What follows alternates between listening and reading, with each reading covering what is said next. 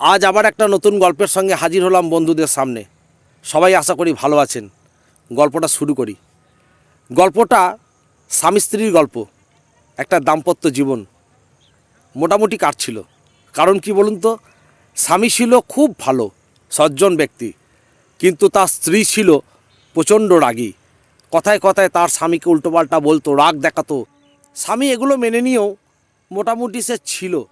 একটা সময় এসে সে উপলব্ধি করলো এভাবে কিন্তু আর চলা যায় না। সে কিভাবে স্ত্রীর রাগ কমানো যায় এই কৌশল সে খালি খুঁজে বেড়াচ্ছিল। তো একদিন সে একটা অদ্ভুত কৌশল অবলম্বন করলো।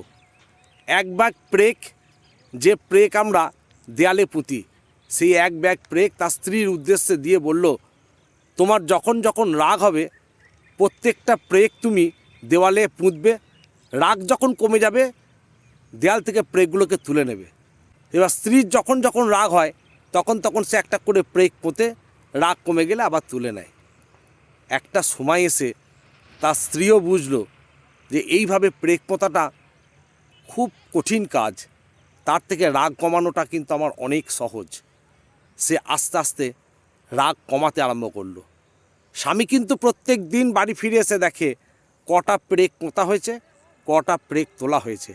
সেও আস্তে আস্তে দেখলো প্রেক পোঁতার পরিমাণটা কমে যাচ্ছে। কৌতূহলবশত তখন তার স্ত্রীকে জিজ্ঞাসা করলো যে, কী গো, তুমি আর দেওয়ালে প্রেক পুঁতছ না?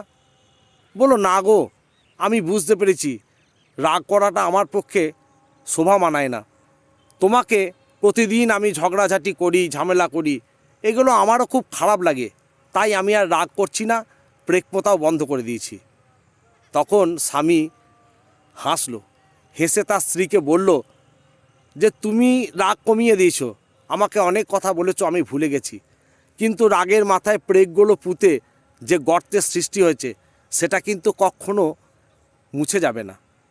তো বন্ধুরা, আগে এটাই জানতে পারলাম যে রাগ আমাদের হতেই পারে, কিন্তু রাগের মাথায় আমরা অপরকে যে কথাগুলো বলি সেই কথাও হয়তো সে একদিন ভুলে যায়, কিন্তু কথার মধ্যে দেওয়া যে আঘাতটা, এইখানে প্রেকের মতন যে গর্তটা হয়ে থাকে না, সেই গর্তটা জীবনে কোন দিন মুছে যায় না।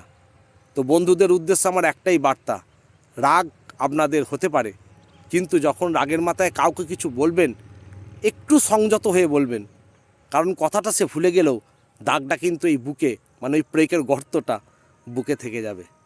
তো কেমন লাগলো বন্ধু আজকের গল্পটা? ভালো লাগলে অবশ্যই কমেন্ট বক্সে কমেন্ট করে জানাবেন, আর পারলে একটু শেয়ার করে দেবেন।